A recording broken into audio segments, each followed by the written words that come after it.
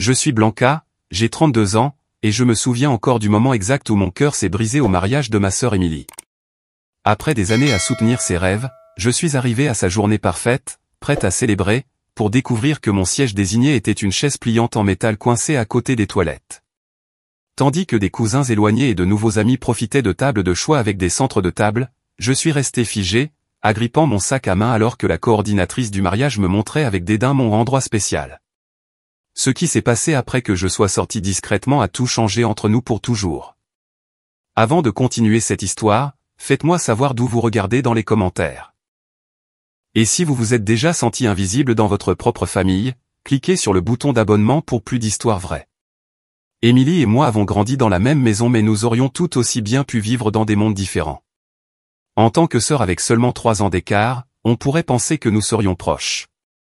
Mais dès la petite enfance, la dynamique de notre famille était douloureusement claire, Émilie était l'enfant en or, celle qui ne pouvait rien faire de mal aux yeux de nos parents. Moi, j'étais juste là.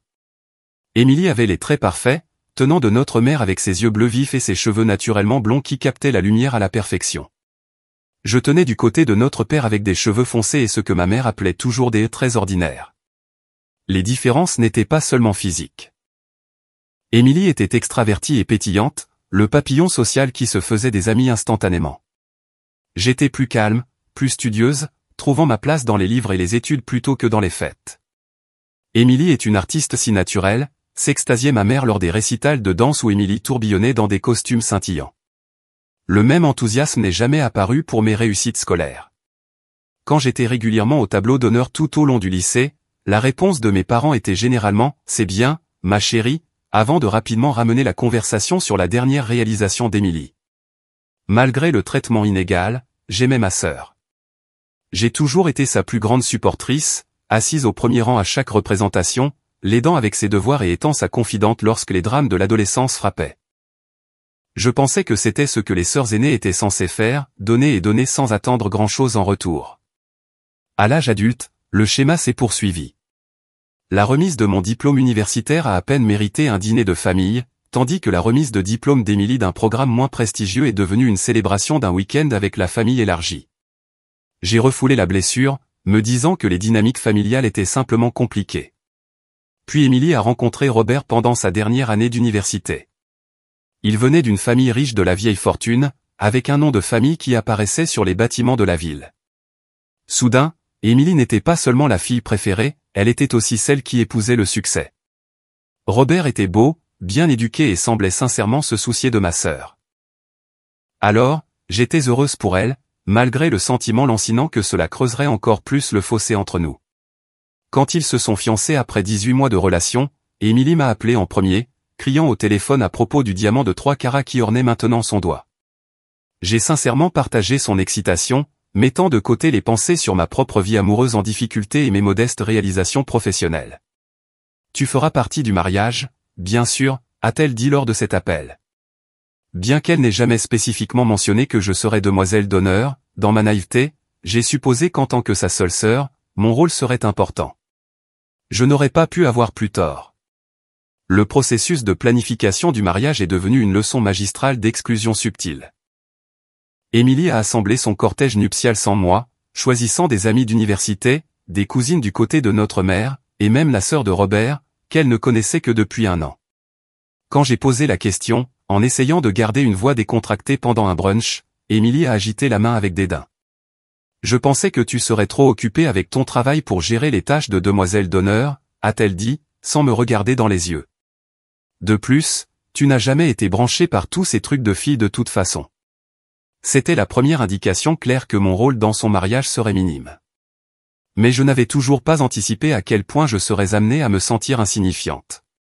Au fil des mois, Émilie est passée de ma douce sœur, bien qu'un peu égocentrique, à quelqu'un que je reconnaissais à peine. La planification du mariage a fait ressortir un côté d'elle que je n'avais jamais vu, ou que j'avais peut-être volontairement ignoré.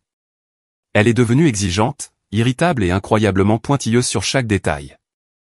Non, Blanca, les invitations doivent être couleur crème, pas blanche. Mon Dieu, tu ne comprends rien à l'élégance, a-t-elle lancé lorsque j'ai suggéré une option tout aussi belle mais moins chère au magasin de papeterie. La famille de Robert a pris le contrôle de la plupart des décisions du mariage, leur argent finançant un événement de plus en plus élaboré. Ce qui avait commencé comme une cérémonie pour 100 invités a explosé à 300, dont la plupart étaient des relations familiales et des associés de Robert. Le lieu est passé d'un charmant jardin local à un country club exclusif où le grand-père de Robert était membre. Pendant tout ce temps, j'ai regardé ma sœur devenir plus petite dans son propre mariage, s'en remettant aux opinions de sa future belle-mère et aux traditions de la famille de Robert. Pourtant, elle ne m'a jamais défendu ni mon inclusion. Lorsque le moment des essayages de la robe de mariée est arrivé, j'ai supposé que je serais invité. Au lieu de cela, j'ai vu les photos sur les réseaux sociaux, ma mère, deux tantes et toutes les demoiselles d'honneur entourant Émilie dans une boutique de mariage, des coupes de champagne à la main. Désolé, c'était à la dernière minute, m'a envoyé Émilie par texto quand je lui ai demandé pourquoi je n'étais pas incluse. On ira déjeuner bientôt pour se rattraper. Promis. Ce déjeuner n'a jamais eu lieu. À l'approche du mariage, mes interactions avec Émilie sont devenues de plus en plus transactionnelles. Pourrais-je aller chercher les serviettes personnalisées? Est-ce que ça te dérangerait d'appeler le fleuriste pour confirmer la commande? Des tâches qu'une organisatrice de mariage ou une demoiselle d'honneur gérerait normalement me sont revenues, mais sans aucune reconnaissance ni inclusion. J'ai tout fait sans me plaindre, me disant que maintenir notre relation valait la peine de ravaler ma fierté. J'ai passé des heures à créer des feuilles de calcul détaillées pour ces cadeaux, j'ai écrit des cartes de remerciement qu'elle prétendait être trop longues à faire, et j'ai même adressé des enveloppes lorsque sa demoiselle d'honneur est devenue trop occupée avec sa propre vie pour aider. Tu es la meilleure, Blanca, disait Émilie, levant rarement les yeux de son téléphone alors que je déposais les tâches accomplies. Je ne sais pas ce que je ferais sans toi. Ces petites miettes d'appréciation m'ont permis de continuer, croyant bêtement que le jour du mariage, tous mes efforts seraient reconnus. Que Émilie réaliserait à quel point j'avais contribué et s'assurerait que j'ai une place d'honneur, même sans le titre de demoiselle d'honneur. J'ai dépensé près de $2000 pour une robe pour le mariage, plus que ce que je pouvais raisonnablement me permettre avec mon salaire d'enseignante. C'était une belle robe bleue poudrée qui, je pensais, compléterait les couleurs du mariage sans rivaliser avec le cortège nuptial. J'ai également acheté un cadre photo en cristal coûteux en cadeau, en plus de contribuer au fond pour la lune de miel. Ces contraintes financières étaient importantes pour moi, mais en valaient la peine, pensais-je, pour montrer mon soutien à ma sœur. À l'approche du dîner de répétition, je n'avais toujours aucune idée claire de mon rôle dans le mariage. Je n'étais pas invité à la répétition elle-même, seulement au dîner qui a suivi, où j'ai été assise à une table avec des parents éloignés tandis qu'Émilie et nos parents étaient assis avec la famille de Robert à la table principale. Cette soirée m'a donné un avant-goût de ce qui allait arriver. Même alors, je n'aurais pas pu imaginer à quel point le jour du mariage serait douloureux. Le matin du mariage d'Émilie est arrivé avec un temps parfait, comme si même l'univers conspirait pour offrir à ma sœur la journée sans défaut dont elle avait rêvé. Je me suis levé tôt, un mélange d'excitation et d'anxiété flottant dans mon estomac. Malgré tout, j'étais déterminé à rendre cette journée spéciale pour Émilie, à être la sœur solidaire que j'avais toujours été. Je suis arrivé chez mes parents à 7 heures du matin comme demandé. Émilie et ses demoiselles d'honneur allaient se préparer là-bas avant de se rendre au lieu de la cérémonie. Quand je suis entré, la maison bourdonnait déjà d'activité. Des coiffeurs et des maquilleurs avaient installé des stations dans le salon. On versait des mimosas et de la musique jouée depuis l'enceinte portable de quelqu'un. « Blanca, tu es là », a dit ma mère, l'air affairé. « Bien. Les housses des robes des demoiselles d'honneur doivent être montées du sous-sol, et quelqu'un doit aller chercher la commande du déjeuner à 11 heures. Pas de salutations, pas d'offre de petit déjeuner ou de mimosa, juste des tâches. » J'ai hoché la tête et je me suis dirigé vers le sous-sol, écoutant les rires et les conversations excitées du salon. Toutes les demoiselles d'honneur étaient là, certaines que je connaissais bien, comme nos cousines, Sophia et Vanessa, d'autres que je reconnaissais à peine des années d'université d'Émilie. Elles étaient assises dans leur peignoir de soie assorti, prenant des selfies et parlant du week-end d'enterrement de vie de jeunes filles auxquelles je n'avais pas été invité. J'ai passé l'heure suivante à défroisser les robes des demoiselles d'honneur pendant que tout le monde se faisait coiffer et maquiller. Personne n'avait prévu que j'aie une mise en beauté professionnelle, donc je devrais le faire moi-même plus tard dans le temps que je pourrais trouver. Et, pourrais-tu aller chercher mon chargeur de téléphone dans la voiture, a appelé Vanessa, me regardant à peine. J'étais apparemment indiscernable du personnel engagé. Vers 9 heures, j'ai finalement eu un moment avec Émilie. Elle était assise devant la coiffeuse de notre mère, la maquilleuse appliquant son fond de teint. « Bonjour, dis-je, en essayant de paraître joyeuse. Tu vas être une mariée magnifique. Elle a brièvement croisé mon regard dans le miroir. Merci. Maman t'a dit que nous avions besoin de quelqu'un pour aider grand-mère à se préparer? Elle n'arrive pas à boutonner sa robe, et aucune de nous n'a le temps. Bien sûr, je peux le faire, ai-je répondu, ravalant ma déception. Tes cheveux sont magnifiques. Les boucles tombent déjà, a-t-elle froncé les sourcils, touchant une mèche parfaitement formée. Et je pense que mes yeux sont trop charbonneux. Je lui avais dit subtil. Je lui ai assuré qu'elle était parfaite et je suis sorti de la pièce avant que mes émotions ne se voient sur mon visage. Dans la cuisine, j'ai trouvé un moment de calme pour envoyer un texto à mon petit ami, Marc, confirmant notre plan de nous retrouver à l'église. Sa réponse est arrivée immédiatement, « Désolé chérie, urgence au travail. Je ne peux finalement pas venir au mariage. Félicite ta sœur. » J'ai fixé le message, la dernière pièce de mon système de soutien s'effondrant. Marc et moi sortions ensemble depuis 8 mois, et même si les choses n'étaient pas parfaites, j'avais compté sur sa présence à mes côtés aujourd'hui, quelqu'un qui était là juste pour moi. Maintenant, je serais complètement seul, à regarder la journée parfaite de ma sœur se dérouler sans personne avec qui échanger des regards complices ou me tenir la main à travers les inévitables comparaisons familiales. Avec une profonde inspiration, j'ai rangé mon téléphone et continué avec les tâches qui m'avaient été assignées. J'ai conduit jusqu'à la maison de retraite de ma grand-mère, je l'ai aidée à s'habiller dans sa tenue de cérémonie, je lui ai coiffé les cheveux et je l'ai conduite chez mes parents. Au moment où nous sommes revenus, le cortège nuptial était en pleine séance photo pré-mariage, posant dans leurs peignoirs assortis dans le jardin. « Oh, tu es de retour », a dit ma mère quand je suis entré avec grand-mère. La robe DM doit être chargée avec soin dans la voiture. Assure-toi qu'elle ne se froisse pas. J'ai aidé grand-mère à s'installer dans le salon, puis je suis allé chercher la robe de mariée d'Émilie, une création élaborée de dentelle et de tulle qui avait coûté plus de 3 mois de mon salaire. Alors que je la descendais soigneusement, j'ai entendu 2 des demoiselles d'honneur parler dans la cuisine. C'est bizarre que sa sœur ne soit pas demoiselle d'honneur, non, a dit l'une à voix basse. Pas vraiment, a répondu l'autre, que j'ai reconnue comme la colocataire d'université d'Émilie. Émilie a dit qu'elles ne sont pas si proches. De plus, Blanca est un peu fade à côté d'Émilie. Les photos sont plus belles avec toutes les demoiselles d'honneur étant plus, tu sais, photogéniques. Leurs mots m'ont frappé comme un coup physique. Je suis resté figé dans les escaliers, la robe de mariée serrée contre moi, les larmes menaçant de couler. Était-ce vraiment comme ça qu'Émilie me voyait? Comme la sœur fade qui gâcherait l'esthétique de son mariage? J'ai réussi à me ressaisir avant d'entrer dans la cuisine, agissant comme si je n'avais rien entendu en demandant de l'aide pour porter la robe jusqu'à la voiture. La matinée s'est poursuivie ainsi, avec moi gérant les questions pratiques pendant que tout le monde célébrait. Je me suis rendu seul au lieu de la cérémonie, profitant du temps seul pour me maquiller et me faire un discours d'encouragement. Le lieu était encore plus spectaculaire que je ne l'avais imaginé. La salle de bal du country club avait été transformée avec des milliers de roses blanches et des décorations en cristal, le tout baignant dans la lueur chaude d'innombrables bougies. La cérémonie aurait lieu dans le jardin surplombant le terrain de golf, avec des chaises blanches alignées en rangées parfaites et une arche florale élaborée où Émilie et Robert échangeraient leurs vœux. Je suis arrivé avant le cortège nuptial et j'ai profité du temps pour vérifier que les besoins spéciaux de ma grand-mère étaient satisfaits avec un siège côté couloir. J'ai redressé la traîne d'Émilie plusieurs fois avant qu'elle ne descende l'allée, j'ai arrangé une boucle lâche dans ses cheveux, et j'ai même prêté un stylo au témoin pour signer l'acte de mariage lorsque celui officiel a disparu. Pendant tout ce temps, je suis resté en arrière-plan, non mentionné dans le programme du mariage ni par l'officiant lorsqu'il a remercié la famille. Juste avant le début de la cérémonie, Émilie s'est tournée vers moi, un rare moment de la sœur que je me souvenais.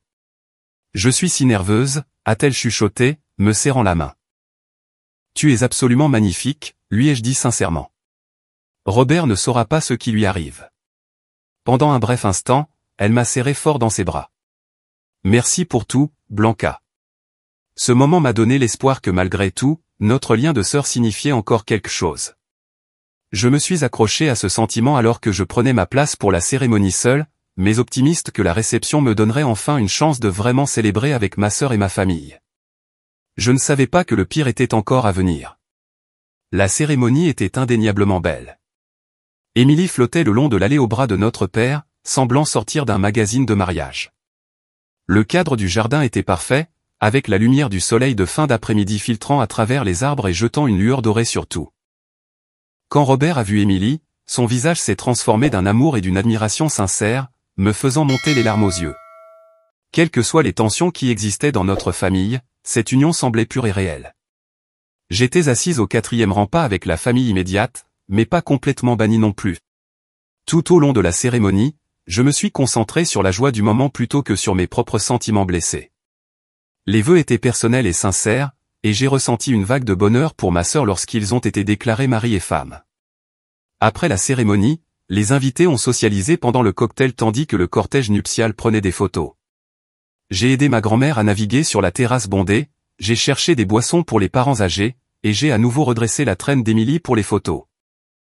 Bien que le photographe ne m'ait jamais demandé de me joindre à aucune photo de famille, je me suis dit que c'était bien, que les portraits officiels devaient être simplifiés, et qu'il y aurait beaucoup de photos décontractées plus tard. Alors que le cocktail touchait à sa fin, le personnel a commencé à diriger les invités vers la salle de bal pour la réception. Tout le monde a sorti les enveloppes contenant leurs attributions de table, mais je n'en avais pas reçu. Supposant que la mienne avait été oubliée dans la préparation chargée, je me suis approché de la table d'accueil où une organisatrice de mariage se tenait pour vérifier les noms. « Excusez-moi, je n'ai pas reçu ma carte de placement. Je suis Blanca, la sœur de la mariée. » Les yeux de l'organisatrice ont vacillé de reconnaissance, mais pas du genre respectueux que j'attendais en tant que membre de la famille immédiate. « C'est ça, dit-elle en vérifiant sa tablette. « Vous êtes à » Elle hésita, fronçant légèrement les sourcils.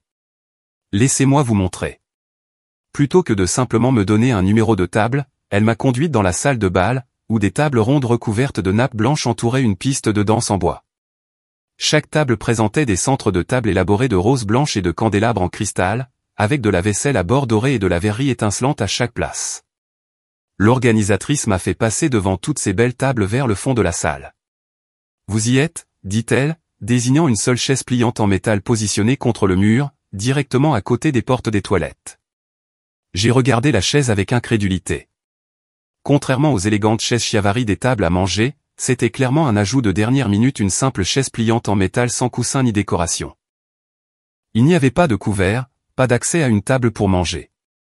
Il doit y avoir une erreur, dis-je, ma voix à peine audible au-dessus du bruit croissant des invités qui entraient. L'expression de l'organisatrice montrait un soupçon de malaise, mais son ton est resté professionnel. Pas d'erreur. Le plan de table a été finalisé par la mariée hier. Elle a montré un grand présentoir près de l'entrée, un miroir élégant avec les attributions de table écrites en calligraphie. Dans un état second, je me suis dirigé vers le plan de table et j'ai cherché mon nom. Il était là, écrit plus petit que le reste, tout en bas, Blanca, chaise toilette. Les mots étaient là, en écriture élégante, confirmant que ce n'était pas une erreur du personnel, mais une décision délibérée. Ma sœur m'avait spécifiquement assigné, moi, sa seule sœur, à m'asseoir seule près des toilettes. Autour de moi, les invités trouvaient leurs tables assignées, s'exclamant sur les magnifiques centres de table et prenant des photos.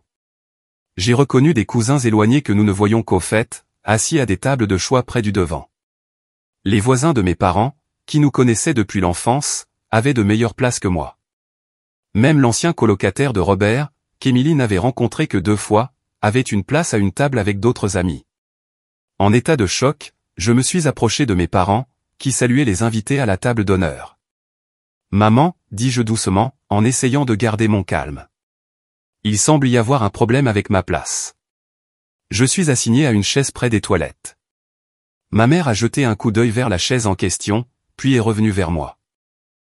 Son expression a montré une brève inquiétude avant de se durcir pour prendre le regard familier que j'avais vu tout au long de mon enfance chaque fois que je remettais en question le traitement préférentiel d'Émilie. Les tables étaient très serrées avec le nombre final de personnes, dit-elle avec dédain. Ton père et moi ne nous sommes pas occupés du plan de table. C'était la décision d'Émilie et de Robert. S'il te plaît, ne fais pas d'histoire, Blanca. C'est le jour spécial de ta sœur. Mais je suis assise près des toilettes, ai-je répété, ma voix se brisant légèrement. Seule, sur une chaise en métal. Au moins tu as une place, est intervenu mon père, en essayant d'être drôle. Dans certains mariages, les gens restent debout tout le temps. Les larmes me piquaient les yeux, mais je les ai refoulées. Les invités commençaient à me regarder, se demandant probablement pourquoi la sœur de la mariée faisait une scène. Je pouvais sentir leurs regards curieux, certains apitoyés, d'autres critiques. « Bien, dis-je, me retirant doucement avant de perdre complètement mon sang-froid. Je suis retourné à la chaise assignée, chaque pas semblant plus lourd que le précédent. Le métal était froid à travers le tissu de ma robe coûteuse alors que je m'asseyais, essayant de paraître digne malgré ma position humiliante. De ce point de vue, je pouvais voir toute la réception mais j'en étais à part une observatrice plutôt qu'une participante. En quelques minutes, les conséquences de mon placement sont devenues claires. Alors que les invités commençaient à utiliser les toilettes, ils devaient se faufiler devant moi, heurtant souvent ma chaise ou murmurant des excuses maladroites. L'ouverture et la fermeture constante des portes des toilettes créaient un courant d'air désagréable, et des bouffées occasionnelles d'odeur de salle de bain m'atteignaient chaque fois que quelqu'un sortait. Lorsque le service du dîner a commencé, les serveurs ont circulé avec des assiettes pour les invités assis. Ils sont passés devant moi à plusieurs reprises, ne sachant pas si je devais être servi. Finalement, j'ai dû en arrêter un pour demander de la nourriture, expliquant que oui, j'étais bien une invitée du mariage, malgré mon placement inhabituel. « Oh, je suis désolé », a dit le serveur, l'air vraiment embarrassé. « Je pensais que vous attendiez peut-être quelqu'un. » Quand il est revenu avec mon assiette, il n'y avait nulle part où la poser sauf sur mes genoux, ce qui rendait le repas un exercice d'équilibre délicat. Personne ne m'a offert de champagne pour les toasts. J'ai dû me lever pour voir par-dessus les invités pendant les discours et la première danse. Pendant tout ce temps, j'ai gardé mon calme, bien que les larmes menaçaient constamment. J'ai attrapé des bribes de conversation des invités qui passaient, certains exprimant leur confusion sur ma situation. « C'est la sœur de la mariée », a chuchoté une femme âgée à son compagnon. « Pourquoi diable est-elle assise là ? Peut-être qu'elle est arrivée en retard, a répondu l'autre. Mais on pourrait penser qu'il ferait de la place pour la famille immédiate. Le pire moment est arrivé lorsqu'un enfant d'un parent éloigné, d'environ 7 ans, s'est arrêté juste devant moi en attendant les toilettes. « Vous êtes la dame des toilettes ?» a-t-il demandé innocemment. Ma maman a dit de donner $1 à la dame des toilettes, mais je n'ai que des pièces de 25 cents. Sa mère l'a rapidement éloigné, mortifié, mais le mal était fait. Plusieurs invités à proximité avaient entendu, et j'ai vu des regards apitoyés jetés dans ma direction. Émilie flottait à travers la réception dans sa robe parfaite, saluant les invités et dansant avec Robert, apparemment inconsciente de ma situation. J'ai essayé plusieurs fois de lui parler, mais elle était constamment entourée de photographes, de membres de la famille ou d'amis. La seule fois où j'ai réussi à l'approcher, elle m'a à peine regardé. « Émilie, pourrais-je te parler une seconde de ma place ?» ai-je demandé doucement. « Pas maintenant, Blanca, dit-elle, les yeux parcourant la pièce à la recherche d'invités plus importants. Assieds-toi simplement où on te l'a dit. Ne fais pas de scène. » Alors que je me retirais vers ma chaise de toilette, j'ai remarqué que la mère de Robert observait l'interaction, un léger froncement de sourcils sur son visage. Tout au long de la soirée, j'avais surpris des membres de la famille de Robert me regardant avec des expressions allant de la curiosité à ce qui semblait être du dédain. Savaient-ils qui j'étais ? Se demandaient-ils pourquoi la sœur de la mariée était traitée de cette façon ? Ou Émilie leur avait-elle raconté une histoire pour expliquer mon exclusion ? Une des colocataires d'université d'Émilie, Jessica, s'est approchée de moi pendant une accalmie dans la musique. Ses yeux étaient pleins de pitié, ce qui a en quelque sorte tout aggravé. « Salut », dit-elle maladroitement, planant à côté de ma chaise. « C'est vraiment bondé ici, hein ? Ils ont probablement manqué de place à table. »« Probablement », ai-je répondu, forçant un sourire. « Eh bien, si tu veux, tu peux venir te tenir près de notre table pendant la coupe du gâteau, » a-t-elle offert, comme si elle me faisait une grande faveur. « Merci. »« Je vois très bien d'ici, » ai-je dit, ma fierté étant la seule chose qu'il me restait à laquelle me raccrocher. Alors que Jessica s'éloignait, j'ai aperçu mon reflet dans le miroir à l'intérieur des toilettes alors que quelqu'un sortait. Mon maquillage soigneusement appliqué ne pouvait cacher la blessure dans mes yeux, le léger tremblement de mes lèvres alors que je luttais pour maintenir ma dignité. À ce moment-là, des souvenirs ont afflué, scène après scène de notre enfance, Émilie au centre de la scène au récital de piano pendant que je tournais les pages pour d'autres élèves, Émilie soufflant ses bougies d'anniversaire pendant que je servais le gâteau aux invités, Émilie recevant des éloges somptueux pour ses projets artistiques au collège pendant que mes récompenses scolaires passaient inaperçues. J'avais passé toute ma vie dans l'ombre, me disant que c'était temporaire, que finalement mes parents me verraient, que ma sœur m'apprécierait, que mes contributions seraient reconnues. Pourtant, j'étais là, à 32 ans, toujours l'oubliée, toujours celle qu'on pouvait placer près des toilettes sans y penser à deux fois. Ma mère est passée, en pleine conversation avec la tante de Robert. Quand elle m'a remarqué, elle s'est arrêtée brièvement. « Blanca, tu as l'air si sérieuse. » Souris. « C'est un mariage ?» a-t-elle dit avant de continuer sans attendre de réponse. Ce rejet désinvolte de ma détresse évidente a été la confirmation finale de ce que j'avais toujours su mais que j'avais essayé de nier, aux yeux de ma famille, mes sentiments ne comptaient tout simplement pas. On attendait de moi que je sourie, que je soutienne et que je donne sans fin sans jamais attendre de réciprocité ou même de considération de base. Alors que j'étais assise là, dans ma robe bleue poudrée qui avait coûté plus que ce que je pouvais me permettre, regardant tout le monde profiter de la célébration depuis des places convenables à des tables magnifiquement décorées, quelque chose en moi s'est finalement brisé. Le point de rupture est survenu pendant les toasts. Après que le témoin de Robert eut prononcé un discours sincère sur l'amitié et l'amour, le micro a été passé à Émilie. Elle s'est levée, radieuse dans sa robe de mariée, une flûte de champagne à la main, prête à remercier ceux qui avaient rendu sa journée spéciale. Je voudrais prendre un moment pour remercier tous ceux qui comptent vraiment pour nous, commença-t-elle, ses yeux parcourant la foule. Nos parents extraordinaires qui nous ont offert ce magnifique mariage. La famille de Robert, qui m'a accueilli à bras ouverts. Mes incroyables demoiselles d'honneur qui ont été à mes côtés à travers tout. Elle a continué à énumérer des personnes, la grand-mère de Robert qui a voyagé depuis la Floride, sa professeure de danse qui est venue malgré une chirurgie récente. Même l'organisatrice du mariage a reçu une mention spécifique. Au fur et à mesure que la liste s'allongeait, l'omission devenait de plus en plus évidente. Pas une seule fois elle n'a mentionné sa seule sœur, la personne qui avait passé des mois à aider aux préparatifs du mariage, qui l'avait soutenue tout au long de sa vie. Ce n'était pas un oubli. Quand elle a conclu par « Chacun ici a joué un rôle si important dans nos vies, et nous sommes si reconnaissants que vous ayez pu partager cette journée avec nous », ses yeux ont brièvement vacillé vers mon coin avant de s'éloigner rapidement. Elle savait exactement ce qu'elle faisait. La douleur qui m'a traversé était physique, une sensation d'écrasement dans ma poitrine qui rendait la respiration difficile. Je suis resté parfaitement immobile, les mains serrées sur mes genoux alors que les applaudissements éclataient autour de moi. Une femme sortant des toilettes a heurté ma chaise, murmurant un désolé et distrait sans vraiment me voir une métaphore parfaite de toute mon existence dans ma famille. Alors que le service du dîner se terminait et que la danse commençait sérieusement, je me suis retrouvé effectivement piégé dans mon coin. Le DJ jouait des chansons entraînantes qui remplissaient la piste de danse d'invités enthousiastes, tous semblant s'amuser comme des fous. De mon point de vue, je pouvais tout voir, mes parents dansant ensemble, l'air plus fiers que je ne les avais jamais vus, Émilie et Robert entourés d'amis dans un cercle joyeux, même ma grand-mère étant doucement tournée par un oncle âgé. Tout le monde appartenait, sauf moi. Un serveur s'est approché, un de ceux qui avaient remarqué ma situation plus tôt et qui avait eu la gentillesse de m'apporter de l'eau sans qu'on le lui demande. « Voudriez-vous un peu de gâteau, mademoiselle » a-t-il demandé doucement. « Je peux vous apporter une part avant qu'il ne serve le reste des invités. » Sa gentillesse, cette petite reconnaissance de mon humanité de la part d'un parfait inconnu, a failli me faire craquer. Je l'ai remercié mais j'ai refusé, incapable de déglutir au-delà de la boule dans ma gorge.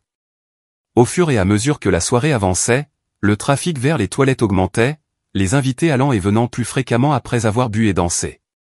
Chaque fois que quelqu'un passait, je devais rentrer mes pieds et déplacer ma chaise, me levant parfois complètement pour laisser passer plusieurs personnes.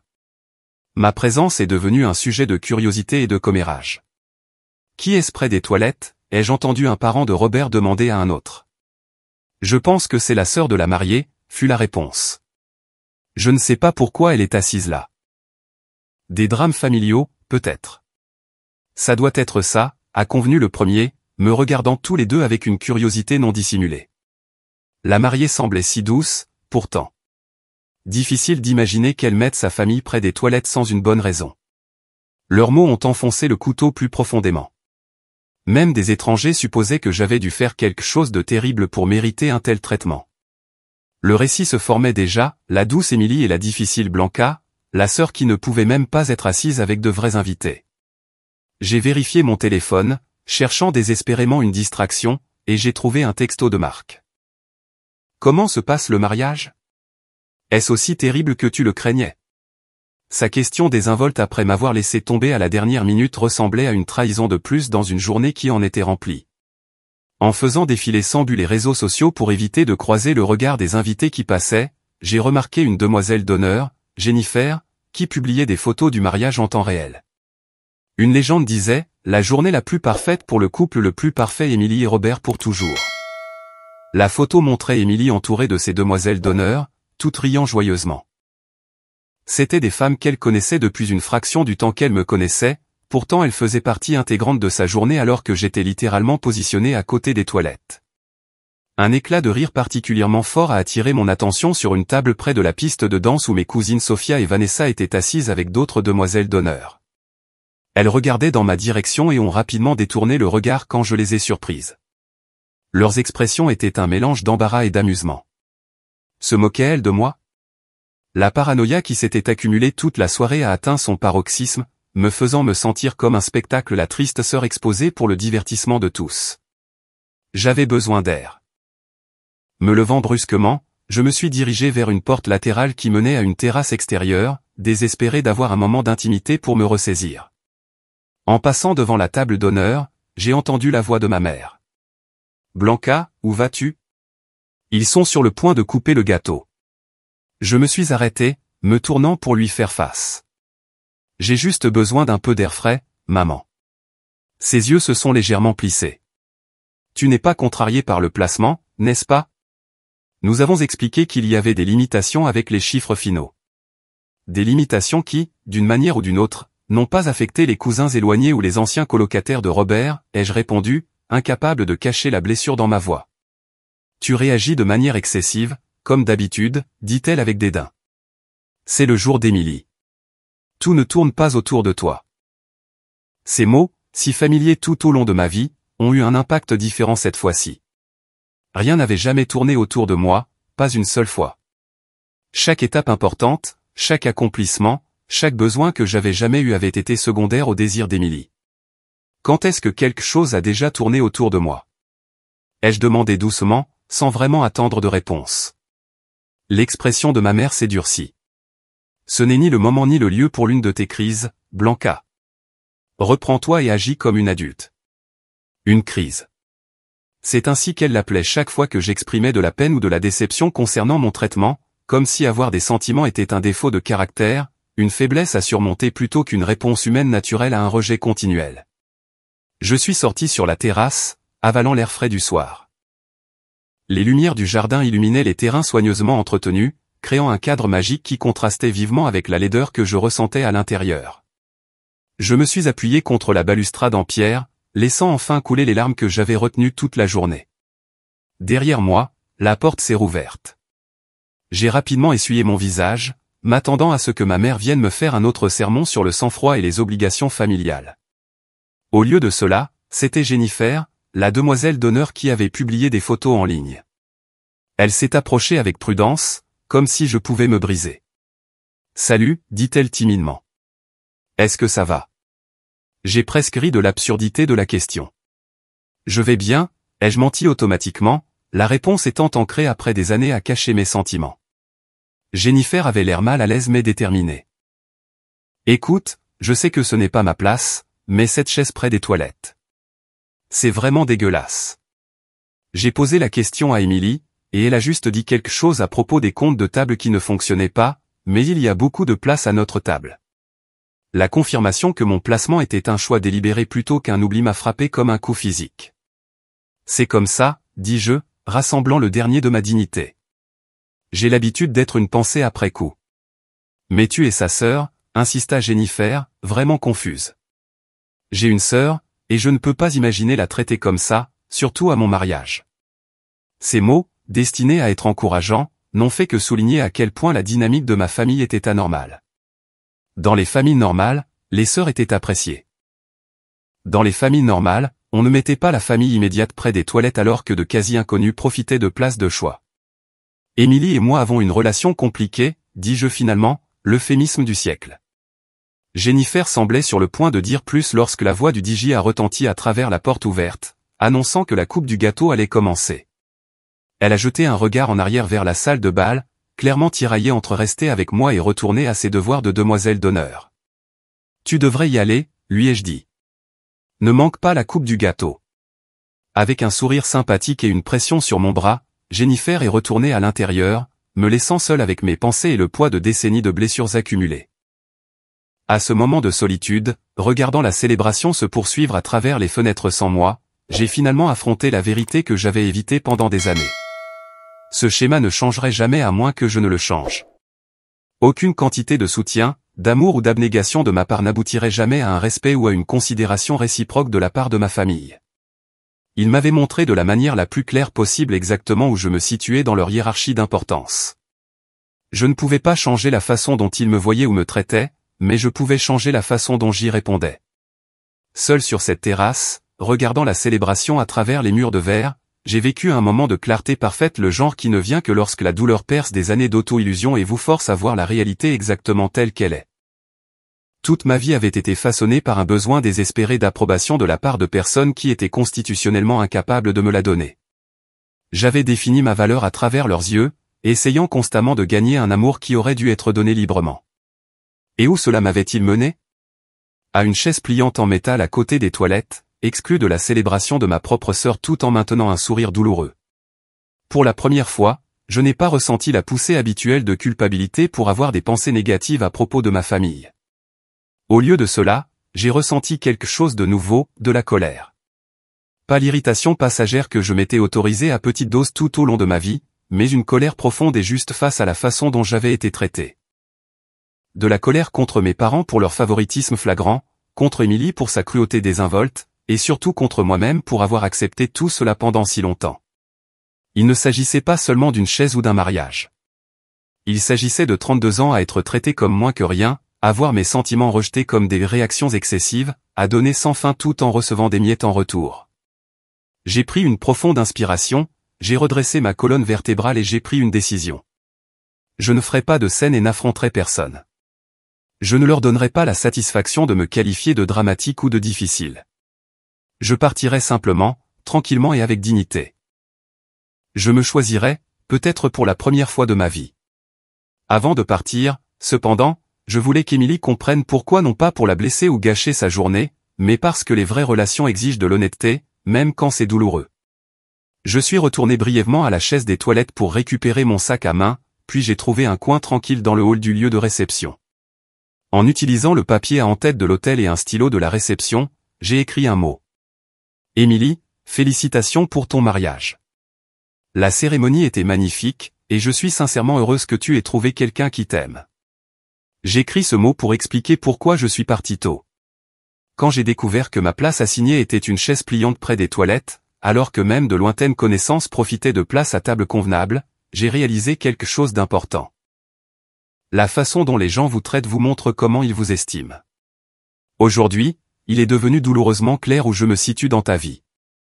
Il ne s'agit pas d'une chaise. Il s'agit d'années à être traité comme une pensée après coup dans notre famille. Je t'ai toujours soutenu, célébré, et j'ai été là chaque fois que tu avais besoin de moi. Je méritais mieux aujourd'hui, et je mérite mieux à l'avenir. J'espère qu'un jour tu comprendras pourquoi j'ai dû partir. Je vous souhaite, à toi et à Robert, du bonheur dans votre mariage. Avec amour, Blanca. J'ai plié la note et écrit le nom d'Émilie à l'extérieur. Après un moment de réflexion, je me suis approché d'un des serveurs, lui ai glissé un billet de $20 dans la main et lui ai demandé de remettre la note à la mariée dans environ 1 heure, pas immédiatement. Je ne voulais pas perturber la coupe du gâteau ou d'autres moments importants. Alors que je rassemblais mon étole et me préparais à partir, Jennifer m'a repéré de l'autre côté du hall.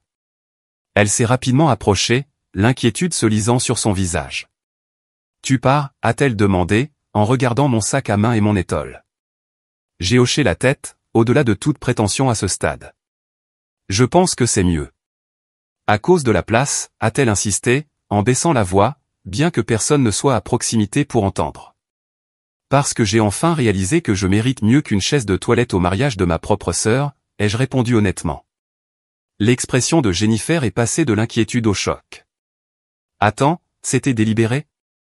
Je pensais que c'était peut-être un truc de dernière minute parce que ton invité a annulé ou quelque chose comme ça. Non, dis-je doucement. Mon nom était spécifiquement écrit sur le plan de table comme chaise toilette. Émilie et mes parents savaient exactement où j'étais assise toute la soirée. C'est Jennifer semblait à court de mots, vraiment consternée. C'est horrible. Pourquoi ferait-elle ça à sa propre sœur? J'ai haussé les épaules, trop épuisé émotionnellement pour analyser les motivations d'Emily. La dynamique de notre famille a toujours été déséquilibrée. Ce n'était que la démonstration la plus claire de cela. Jennifer a hésité, puis a demandé, « Veux-tu que je lui dise que tu es parti ou pourquoi ?» Je lui ai laissé une note, ai-je expliqué. Mais j'apprécierais que tu ne mentionnes pas m'avoir vu partir. Je préférerais éviter d'être qualifié de dramatique pour m'être tranquillement retiré d'une situation où l'on me manquait de respect. Jennifer a hoché la tête, puis m'a surprise en me faisant un câlin rapide. Pour ce que ça vaut, je pense que tu as l'air d'être une très bonne personne. Emily a de la chance de t'avoir comme sœur, même si elle ne s'en rend pas compte. Sa gentillesse, venant de quelqu'un qui était essentiellement une inconnue, m'a fait monter de nouvelles larmes aux yeux. Merci, ai-je réussi à dire. Ça signifie beaucoup. Nous nous sommes séparés, et j'ai chronométré ma sortie pour coïncider avec la danse père-fille, lorsque toute l'attention serait concentrée sur la piste de danse. Alors que les premières notes de Butterfly Kiss remplissaient la salle de bal, je me suis glissé par les portes principales et dans l'air frais de la nuit. Le voiturier a amené ma voiture, et alors que je m'éloignais du country club, un étrange mélange d'émotions m'a envahi. Il y avait du chagrin, certainement, pour la relation que j'avais toujours voulu mais que je n'avais jamais vraiment eue. Il y avait de la peur quant aux retombées inévitables et aux accusations d'égoïsme qui suivraient. Mais prédominant parmi ces sentiments se trouvait quelque chose d'inattendu, le soulagement. Le soulagement d'avoir enfin reconnu la vérité au lieu de maintenir la douloureuse prétention qui avait défini la dynamique de notre famille pendant des décennies. Le trajet de retour à la maison était presque surréaliste. Pendant qu'Emily dansait et célébrait, entourée de personnes qui la valorisaient ostensiblement, je naviguais seul sur des routes sombres, les larmes brouillant occasionnellement ma vision. Mais à chaque kilomètre qui me séparait de cette chaise de toilette, je sentais quelque chose changer en moi, un poids se lever que je n'avais même pas réalisé que je portais. Au moment où j'ai atteint mon appartement, mon téléphone avait déjà commencé à bourdonner de notifications. Des messages de ma mère, « Où es-tu ? Le photographe veut des photos de famille. » Puis, 30 minutes plus tard, c'est incroyablement égoïste, Blanca. Ta sœur te demande. De mon père, ta mère est contrariée. Appelle immédiatement. J'ai mis le téléphone en sourdine sans répondre et j'ai enlevé ma robe coûteuse, la suspendant soigneusement, bien que je doute de la porter à nouveau. Les rappels physiques de la journée, la robe, le maquillage professionnel maintenant strié de larmes, le chignon élégant maintenant défait, tout semblait être des artefacts de la vie de quelqu'un d'autre. J'ai fait une tasse de thé et je me suis assise près de la fenêtre de mon appartement, regardant les lumières de la ville et me permettant de ressentir vraiment toute la gamme d'émotions que j'avais réprimées pendant si longtemps.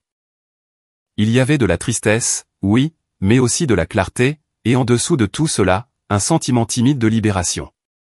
Pour une fois, j'avais choisi mon propre bien-être plutôt que le cycle sans fin de donner sans recevoir. Vers minuit, mon téléphone a commencé à sonner sans cesse. Le nom d'Emily clignotait sur l'écran, appel après appel que je laissais aller à la messagerie vocale. Puis les messages ont commencé à arriver en succession rapide. Où es-tu passé? Tout le monde demande où tu es. Jennifer a parlé à tout le monde de la chaise de toilette. Comment as-tu pu me faire ça le jour de mon mariage? Rappelle-moi tout de suite. Ce dernier message en disait long.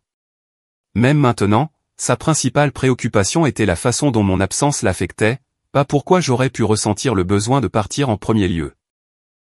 J'ai complètement éteint mon téléphone et je suis allé me coucher, émotionnellement épuisé mais étrangement en paix. Demain apporterait des confrontations et des accusations, mais pour ce soir, je m'étais donné la permission de donner la priorité à mon propre bien-être émotionnel. Alors que je m'endormais, j'ai réalisé quelque chose de profond. M'éloigner de cette chaise, de cette position de marginalisation littérale, était le premier pas pour m'éloigner de la marginalisation émotionnelle que j'avais acceptée toute ma vie. Il ne s'agissait pas seulement de quitter un mariage. Il s'agissait de laisser derrière moi une dynamique qui m'avait diminué aussi longtemps que je pouvais m'en souvenir. Je me suis endormi en me demandant ce qui se passerait ensuite, sachant seulement que quoi qu'il arrive, je l'affronterais en tant que quelqu'un qui avait enfin reconnu sa propre valeur. Je me suis réveillé le lendemain matin avec des coups insistants à la porte de mon appartement. Les yeux encore embués de sommeil et toujours épuisés émotionnellement, j'ai regardé par le Judas et je me suis figé, incrédule. Emily se tenait dans le couloir, portant toujours sa robe de mariée, du mascara striant ses joues, ne ressemblant en rien à la mariée radieuse de la veille. Pendant un moment, j'ai envisagé de ne pas répondre, ayant besoin de plus de temps pour traiter mes propres sentiments avant d'affronter les siens. Mais les coups ont continué, et mes voisins allaient bientôt être dérangés. Avec une profonde inspiration, j'ai ouvert la porte. « Qu'est-ce que tu fais ici ?» ai-je demandé, vraiment confuse. « Tu devrais être à l'hôtel avec Robert. Vous ne partez pas en lune de miel aujourd'hui ?» Émilie m'a bousculé pour entrer dans l'appartement, la jupe volumineuse de sa robe autrefois parfaite maintenant froissée et tachée à l'ourlet. Elle s'est retournée pour me faire face, les yeux rouges de larmes. « Comment as-tu pu ?» a-t-elle demandé, sa voix se brisant. « Comment as-tu pu partir comme ça et tout gâcher ?» J'ai fermé la porte doucement, déterminé à garder mon calme malgré sa détresse évidente. « Je t'ai laissé une note expliquant pourquoi. »« L'as-tu lue ?»« Bien sûr que je l'ai lue, » a-t-elle lancé. « Ta note ridicule à propos d'une chaise. As-tu la moindre idée de ce qui s'est passé après ton départ ?» J'ai secoué la tête, ignorant vraiment ce qui aurait pu se produire pour amener ma sœur à ma porte dans sa robe de mariée le matin après son mariage. Émilie s'est effondrée sur mon canapé, la robe de mariée gonflant autour d'elle comme une meringue qui se dégonfle. C'était un désastre complet. Jennifer a annoncé à tout le monde à sa table pourquoi tu étais partie. Elle s'est levée et a dit, « La sœur de la mariée vient de partir parce qu'on l'a fait asseoir sur une chaise pliante près des toilettes. » Les gens ont commencé à chuchoter, me regardant comme si j'étais une sorte de monstre. Je ne m'attendais pas à ce que Jennifer rende mon départ public. J'avais supposé que mon absence ne serait remarquée que par la famille immédiate, peut-être expliquée par une excuse commode. La mère de Robert m'a coincé, a poursuivi Émilie, les larmes coulant maintenant à flot. Elle a demandé si c'était vrai, et quand je n'ai pas pu le nier, elle m'a jeté ce regard de dégoût. Ma propre belle-mère, dégoûtée de moi le jour de mon mariage. Je suis désolé que cela soit arrivé, dis-je doucement, le pensant malgré tout. Je n'ai jamais eu l'intention que mon départ devienne public. Alors tu n'aurais pas dû partir, a crié Émilie, la colère perçant à travers ses larmes. Tu aurais dû rester à ta place et ne pas faire de scène. La scène, ce n'était pas moi partant tranquillement, ai-je souligné. La scène, c'était ma sœur me mettant sur une chaise pliante près des toilettes pendant que des parents éloignés avaient des places convenables. C'était ça, la scène, Émilie. Ma réponse calme a semblé la dégonfler quelque peu. Elle a baissé les yeux sur ses mains, tournant sa nouvelle alliance. Tu ne comprends pas, dit-elle, plus doucement maintenant. Le placement était compliqué. La mère de Robert a insisté pour que nous invitions tous ses amis de la famille. Les tables étaient fixées à 10 personnes chacune. Quelqu'un devait prendre la place supplémentaire. Et ce quelqu'un devait être ta seule sœur, ai-je demandé. Pas un cousin éloigné ou un invité que tu connaissais à peine? Il fallait que ce soit moi. Émilie est restée silencieuse pendant un long moment, incapable de croiser mon regard. Quand elle a finalement parlé, sa voix était à peine audible. Je pensais que ça ne te dérangerait pas. Tu ne te plains jamais de rien. La simplicité de son explication m'a stupéfié. Dans son monde, ma vie entière d'accommodement, d'avaler la douleur pour maintenir la paix, m'avait transformé en quelqu'un dont les sentiments n'avaient pas besoin d'être pris en considération. Mon soutien constant avait été interprété comme un manque de besoin personnel plutôt qu'un acte d'amour. Que s'est-il passé après que Jennifer ait annoncé pourquoi je suis parti, ai-je demandé, nous ramenant à la situation immédiate. Émilie s'est essuyé les yeux avec le dos de la main. Tout a changé. Les gens ont commencé à me regarder différemment. La grand-mère de Robert lui a demandé si c'était comme ça que ma famille se traitait toujours. Le toast du témoin y a fait référence, disant quelque chose sur l'espoir que Robert ne se mariait pas dans une famille qui ne valorise pas les frères et sœurs. C'était humiliant. Je peux imaginer, dis-je, sincèrement sympathique malgré tout. Ça a l'air douloureux. Maman et papa étaient furieux, a-t-elle poursuivi. Ils m'ont reproché de ne pas avoir mieux géré le placement. Ils ont dit que j'aurais dû te trouver une place convenable. Comme s'ils n'avaient pas vu exactement où tu étais assise toute la nuit et n'avaient rien dit. Cette révélation n'était pas surprenante mais faisait quand même mal. Bien sûr, nos parents se distancieraient de la décision une fois qu'elle deviendrait publiquement embarrassante. Après ton départ, Robert n'arrêtait pas de poser des questions, a dit Émilie, sa voix baissant encore plus. Sur la façon dont nous avons grandi, sur la raison pour laquelle j'aurais assis ma seule sœur près des toilettes. Il m'a regardé comme s'il ne me connaissait plus. Pour la première fois, j'ai ressenti une lueur d'empathie réelle pour ma sœur. Elle avait été façonnée par les mêmes dynamiques familiales dysfonctionnelles qui m'avaient blessé, juste du côté opposé de l'équation. Être l'enfant en or venait avec ses propres pressions et distorsions. Où est Robert maintenant? Ai-je demandé. À l'hôtel, a-t-elle répondu misérablement. Nous avons eu notre première dispute en tant que couple marié hier soir au lieu de. Elle s'est interrompue, n'ayant pas besoin de terminer sa pensée. Il a dit qu'il avait besoin de temps pour réfléchir au genre de famille dans laquelle il s'était marié. Le soir de notre mariage. Nous sommes restés assis en silence pendant plusieurs minutes, le poids de décennies de schémas familiaux malsains pesant entre nous. Finalement, Émilie a levé les yeux, me voyant vraiment peut-être pour la première fois. « Pourquoi n'as-tu jamais rien dit ?» a-t-elle demandé. « Sur ce que tu ressentais toutes ces années ?» J'ai réfléchi à ma réponse avec soin. Je l'ai fait, de petite manière, mais chaque fois que j'exprimais de la peine ou de la déception, on me disait que j'étais trop sensible ou dramatique. Finalement, on arrête d'essayer. Je n'ai jamais réalisé, a-t-elle commencé, puis s'est arrêtée. Non, ce n'est pas vrai. Parfois, je savais que les choses n'étaient pas justes, mais c'était plus facile de suivre le mouvement, d'accepter d'être la favorite parce que cela me profitait. Son aveu, aussi petit soit-il, semblait monumental. Jamais auparavant un membre de ma famille n'avait reconnu la réalité de notre dynamique. « As-tu vraiment mis chaise-toilette sur le plan de table ?» ai-je demandé, ayant besoin de connaître toute la vérité. Émilie a rougi de honte. L'organisatrice du mariage a demandé où te mettre quand nous avons réalisé qu'il nous manquait une place à table. Maman a suggéré la chaise près des toilettes, puisque ce n'était que Blanca. Je n'ai pas objecté. J'ai même ri quand l'organisatrice l'a écrit comme ça sur le plan comme une blague. Je n'ai jamais pensé que quelqu'un d'autre que la famille le remarquerait ou s'en soucierait. Son honnêteté était à la fois douloureuse et étrangement guérisseuse. La cruauté désinvolte était exactement ce que j'avais soupçonné, mais l'entendre confirmer a dissipé tout doute persistant sur le fait que j'avais peut-être réagi de manière excessive. J'ai passé toute ma vie à essayer de compter pour notre famille, dis-je doucement. Hier, il est simplement devenu impossible de prétendre plus longtemps que j'y arriverai un jour. Émilie pleurait à nouveau, mais différemment maintenant, moins dramatiquement et plus sincèrement. J'ai été une sœur terrible. Je ne l'ai pas contredite. Nous avions toutes les deux besoin de ce moment de vérité après une vie de faux-semblants.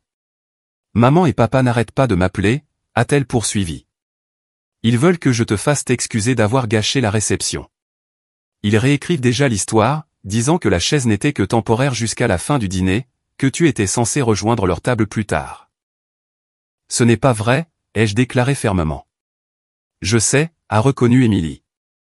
Je leur ai dit que je ne te demanderai pas de t'excuser. C'est pourquoi je suis venu ici au lieu d'aller bruncher avec eux et les parents de Robert comme nous l'avions prévu. J'avais besoin de te voir moi-même, de comprendre. Mon téléphone a vibré sur la table basse, le nom de notre mère s'illuminant sur l'écran. Je l'ai ignoré, comme j'avais ignoré les dizaines d'appels et de messages depuis la nuit dernière. Ils vont être furieux que je sois venu ici, a dit Émilie, jetant un coup d'œil au téléphone. Ils m'ont dit de ne pas te contacter avant que tu ne t'excuses d'abord. Je ne vais pas m'excuser d'avoir quitté une situation où l'on me manquait de respect publiquement, dis-je calmement. Ni à eux, ni à toi, ni à personne. À ma grande surprise, Émilie a hoché la tête. Moi non plus, si j'étais toi. Elle a fait une pause, tripotant sa robe abîmée. Je ne sais pas ce qui se passe maintenant. Entre nous, je veux dire. C'était une bonne question, une que je n'avais pas entièrement traitée moi-même. Que se passait-il quand on reconnaissait enfin la rupture fondamentale de ses relations principales? Où allait-on à partir de là? Je ne sais pas non plus, ai-je admis. Mais je sais que je ne peux pas revenir à ce que c'était. Je n'accepterai plus des miettes de considération tout en donnant tout. Cette partie de notre relation est terminée. Émilie a hoché la tête lentement, l'acceptation dans ses yeux malgré la douleur que mes mots lui causaient clairement. Penses-tu que nous pourrions un jour avoir une vraie relation, comme des sœurs normales? Je ne sais pas, dis-je honnêtement. Cela exigerait des changements de la part de tout le monde, pas seulement de toi et moi. Maman et papa devraient aussi reconnaître leur rôle. Et je ne vois pas ça arriver. Probablement pas, a convenu tristement Émilie. Ils construisent déjà un récit où tu es la méchante qui a abandonné mon mariage par jalousie. Nous sommes restés assises en silence à nouveau, toutes deux traitant l'ampleur de ce qui s'était passé et de ce que cela signifiait pour notre avenir. Finalement, je me suis levé. Tu devrais retourner voir Robert, dis-je doucement. Il est probablement inquiet de te voir arriver ici dans ta robe de mariée. Émilie s'est regardée comme si elle venait de se souvenir de ce qu'elle portait. Mon Dieu, je dois avoir l'air folle. Elle s'est levée, lissant futilement le tissu froissé. Qu'est-ce que je lui dis? À propos de nous? La vérité, ai-je suggéré. C'est probablement la seule façon d'avancer pour nous tous. Alors que je la raccompagnais à la porte, Émilie s'est tournée vers moi une dernière fois. Je suis désolé, Blanca. Pas seulement pour la chaise, mais pour tout. Pour n'avoir jamais été la sœur que tu méritais. Pour la première fois depuis son arrivée, j'ai senti les larmes menacer mon propre sang-froid. Merci d'avoir dit ça. Après son départ, j'ai de nouveau éteint mon téléphone et je me suis fait une tasse de café, essayant de traiter tout ce qui venait de se passer. La confrontation que je redoutais était en quelque sorte devenue la conversation la plus honnête que j'ai jamais eue avec ma sœur. L'avenir restait incertain, mais quelque chose de fondamental avait changé. Pour la première fois, la vérité sur la dynamique de notre famille avait été dite à voix haute plutôt que poliment ignorée. Que quelque chose change vraiment restait à voir, mais j'avais changé, et c'était suffisant pour l'instant. 6 mois se sont écoulés avant que je ne revoie Émilie. Pendant ce temps, beaucoup de choses avaient changé pour nous deux. Après notre confrontation le matin après son mariage, j'avais pris du recul par rapport à ma famille pour me concentrer sur ma propre guérison. L'espace et la distance m'ont donné une clarté que je n'avais jamais eue en étant empêtré dans nos schémas dysfonctionnels. J'ai commencé à voir un thérapeute spécialisé dans les dynamiques familiales, travaillant sur les émotions complexes d'être l'enfant défavorisé. La validation d'un professionnel objectif a été puissante, confirmant que ce que j'avais vécu n'était ni normal ni sain. Malgré l'insistance de ma famille sur le fait que j'étais trop sensible, la réaction de mes parents à mon départ du mariage avait été exactement celle attendue. Il y a eu des appels de colère, des textos culpabilisants, et finalement, lorsque ces tactiques ont échoué, des tentatives d'enrôler des amis et des parents communs pour intervenir en leur nom. Le message constant était clair, j'avais été égoïste et dramatique, gâchant la journée spéciale d'Émilie pour quelque chose de futile. J'ai maintenu mes limites fermement mais sans animosité. Je n'ai pas argumenté ni ne me suis défendu, déclarant simplement que j'avais besoin d'espace et que je prendrais contact quand je serais prête. Cette affirmation calme de mes limites les a exaspérés plus que n'importe quelle explosion émotionnelle ne l'aurait fait, car elle leur refusait la dynamique familière de moi finissant par capituler pour maintenir la paix. Émilie, à ma grande surprise, a respecté ma demande d'espace. Elle a envoyé un seul texto une semaine après notre confrontation, je prends le temps de réfléchir à tout. Nous serons là quand tu seras prête à parler. Cette simple reconnaissance de mes besoins sans pression ni culpabilité était peut-être la chose la plus fraternelle qu'elle ait jamais faite. Au cours des mois de distance, j'ai construit une vie qui n'était pas centrée sur l'approbation de ma famille. J'ai renoué avec de vieux amis que j'avais négligés en donnant la priorité aux obligations familiales. J'ai rejoint un club de lecture et un groupe de randonnée, nouant de nouvelles amitiés avec des personnes qui m'appréciaient pour qui j'étais, pas pour ma place dans une hiérarchie familiale. J'ai mis fin à ma relation avec Marc, reconnaissant qu'elle reflétait le même schéma de donner sans recevoir qui avait défini mes relations familiales. Sa réponse à la rupture indignée que je donne la priorité à mes besoins plutôt qu'à sa commodité n'a fait que confirmer que j'avais pris la bonne décision. Au moment où Émilie a repris contact, suggérant que nous nous retrouvions pour un café, je me sentais plus forte et plus centrée que je ne l'avais été depuis des années. J'étais nerveuse à l'idée de la voir, mais je ne craignais plus que l'interaction me dévaste émotionnellement. Nous nous sommes rencontrés dans un café neutre à mi-chemin entre nos maisons. Émilie avait l'air différente, moins soignée qu'elle n'apparaissait habituellement, avec ses cheveux en une simple queue de cheval et un maquillage minimal. Les changements n'étaient pas seulement physiques, il y avait une humilité dans son comportement que je n'avais jamais vue auparavant. « Merci de me rencontrer », dit-elle alors que nous nous installions à une table d'angle avec nos boissons. « Je n'étais pas sûr que tu le ferais. Il y a 6 mois, je ne l'aurais probablement pas fait, ai-je admis. J'avais besoin de temps pour déterminer quel genre de relation je suis prête à avoir à l'avenir. » Émilie a hoché la tête, acceptant cela sans se défendre. « Et as-tu trouvé ? » « En partie, ai-je dit. Je sais que je ne redeviendrai pas le paillasson de la famille, donnant toujours sans recevoir. Je ne peux pas être la sœur qui laisse tout tomber quand tu as besoin de quelque chose mais qui est assise près des toilettes à ton mariage. Elle a grimacé à la référence directe mais n'a pas essayé de la minimiser. C'est juste. Plus que juste. Comment vont les choses avec Robert, ai-je demandé, changeant légèrement de sujet. Notre dernière conversation avait révélé des tensions dans son nouveau mariage suite à l'incident du mariage. L'expression d'Émilie est devenue compliquée. Nous sommes en thérapie. La situation du mariage lui a fait voir les dynamiques de notre famille sous un nouveau jour, et il avait beaucoup de questions sur le fait que je partageais ou non ses valeurs. Ça a été un travail difficile mais nécessaire. Cela m'a surprise. J'avais toujours vu Robert comme quelqu'un qui s'intégrerait naturellement dans la hiérarchie de notre famille, une autre personne qui centrerait les besoins et les désirs d'Émilie. Le fait qu'il ait contesté le traitement dont il a été témoin parlait bien de son caractère.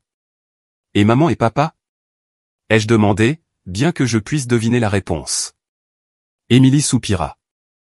Ils insistent toujours sur le fait que tu as réagi de manière excessive. Ils voulaient que j'utilise cette rencontre pour te convaincre de t'excuser auprès d'eux. Et le feras-tu, ai-je demandé, en gardant un ton neutre. Non, dit-elle fermement. C'est en partie ce sur quoi Robert et moi avons travaillé en thérapie, en fait. Établir des limites avec les parents. Ce n'est pas facile. La reconnaissance du rôle de nos parents dans notre relation dysfonctionnelle était significative. Pendant la majeure partie de nos vies, Émilie avait bénéficié de leur favoritisme tandis que je souffrais de leur négligence, créant une division entre nous qui avait semblé insurmontable. Ils ne changeront jamais, dis-je, énonçant ce que nous savions toutes les deux.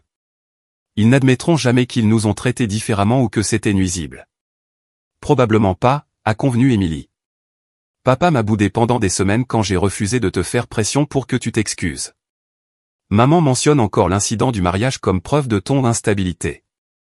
C'est comme s'il vivait dans une réalité alternative. Nous sommes restés assis en silence amical pendant un moment, unis pour la première fois peut-être par notre compréhension commune des limites de nos parents. J'ai beaucoup réfléchi à la raison pour laquelle j'ai suivi le mouvement pendant si longtemps, a finalement dit Émilie. Le favoritisme, je veux dire. Je savais que ce n'était pas juste pour toi, même quand j'étais enfant, mais je n'ai jamais rien dit. Tu étais une enfant, ai-je souligné. Ce n'était pas ta responsabilité de corriger le comportement de nos parents. Peut-être pas quand nous étions jeunes, a-t-elle concédé. Mais j'ai continué le schéma en tant qu'adulte. J'aimais être la spéciale, la favorite. C'était plus facile de maintenir le statu quo que de le remettre en question, même quand je pouvais voir que ça te faisait du mal. Sa conscience de soi était inattendue et touchante. Qu'est-ce qui a changé?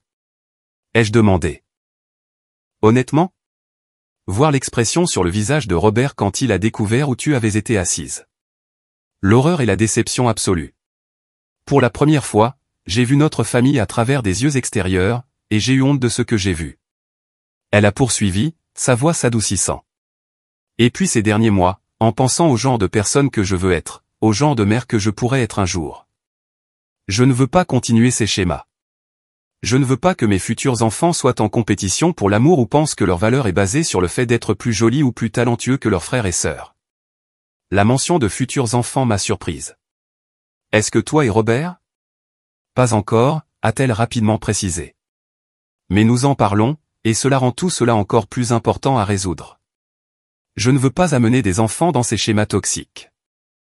Nous avons parlé pendant près de 3 heures ce jour-là, la conversation la plus honnête que nous ayons jamais eue. Émilie a partagé ses propres difficultés en grandissant en tant que favorite, la pression de maintenir la perfection, la peur que l'amour soit conditionnel à la réussite et à l'apparence. J'ai partagé davantage sur la façon dont le rejet constant de mes sentiments et de mes besoins avait affecté mon estime de soi et mes relations. Bien que nos expériences aient été très différentes, nous avons trouvé un terrain d'entente inattendu dans notre détermination à briser les cycles dans lesquels nous avions été élevés. Aucune de nous ne voulait continuer les schémas qui nous avaient été montrés, bien que de différents côtés de la division du favoritisme. À la fin de notre rencontre, Émilie a demandé avec hésitation, « Penses-tu que tu pourrais venir à Thanksgiving le mois prochain ?»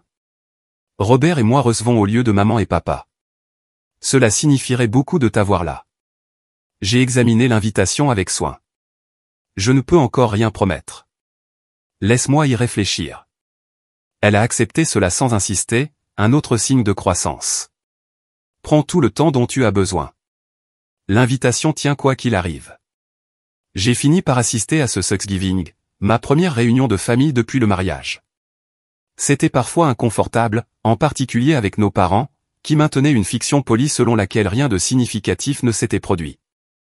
Mais il y a eu aussi de bons moments, en particulier en voyant les efforts qu'Émilie a fait pour m'inclure dans les conversations et reconnaître mes contributions au repas. Le moment le plus significatif est survenu après le dîner, lorsque notre mère a fait un commentaire passif-agressif sur ma sensibilité concernant le placement au mariage. Au lieu de laisser passer comme je l'aurais fait auparavant ou de devenir défensive et émotive, j'ai répondu calmement. « Maman, on m'a mise sur une chaise pliante près des toilettes pendant que des parents éloignés avaient des places convenables. Ce n'est pas de la sensibilité, c'est une réponse normale au manque de respect. Je ne suis pas intéressé à prétendre que cela ne s'est pas produit ou que mes sentiments n'étaient pas valides. » La table est tombée silencieuse. Ma mère avait l'air stupéfaite, peu habituée à une confrontation directe de ses récits. À ma grande surprise, Émilie a pris la parole. « Blanca a raison, maman. Ce qui s'est passé au mariage n'était pas acceptable. Je me suis excusé auprès d'elle, et je pense que papa et toi devriez le faire aussi. » Notre père est immédiatement devenu défensif, mais Robert, qui était resté silencieux pendant la majeure partie du repas, est intervenu. Je pense que ce qu'Émilie essaie de dire, c'est que la reconnaissance des sentiments blessés est importante dans les familles. Blanca s'est sentie exclue, et cela mérite d'être abordé plutôt que d'être rejeté. Mes parents ne se sont pas excusés ce jour-là ni aucun jour depuis. Certaines personnes sont tout simplement incapables de reconnaître leur rôle dans la souffrance causée, en particulier lorsque cela menace leur image de bons parents. Mais quelque chose de fondamental a néanmoins changé dans la dynamique de notre famille. Je ne cherchais plus leur approbation ou leur acceptation. Je ne me contorsionnais plus pour correspondre à leurs attentes ou n'avalais plus la douleur pour maintenir la paix. J'ai établi des limites claires sur le traitement que j'accepterais, et lorsque ces limites étaient franchies, je me retirais calmement de la situation.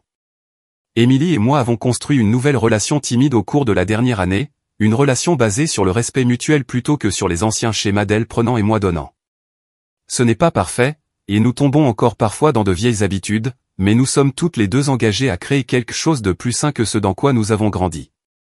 La plus grande leçon que j'ai apprise à travers tout cela est que votre estime de soi n'est pas déterminée par la façon dont les autres vous traitent, même ceux qui sont censés vous aimer inconditionnellement. La famille devrait être une source de soutien et d'acceptation, mais quand ce n'est pas le cas, vous avez à la fois le droit et la responsabilité de créer des limites qui protègent votre bien-être. Sortir de ce mariage a été l'une des choses les plus difficiles que j'ai jamais faites, mais aussi l'une des plus nécessaires. Parfois, la chose la plus aimante que vous puissiez faire pour vous-même est de vous retirer des situations où votre humanité n'est pas respectée. Et parfois, paradoxalement, cet acte de respect de soi crée la possibilité pour des relations plus authentiques de se développer. Je ne sais pas ce que l'avenir réserve à ma relation avec ma famille. Certaines blessures peuvent ne jamais guérir complètement, et certains schémas peuvent être trop profondément ancrés pour être complètement surmontés.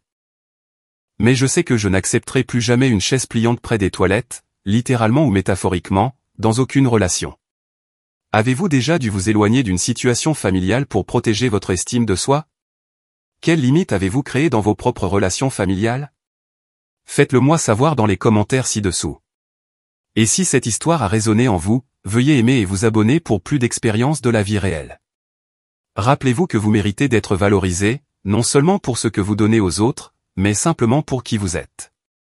Merci d'avoir écouté mon histoire, et je vous souhaite le courage d'honorer votre propre valeur dans toutes vos relations.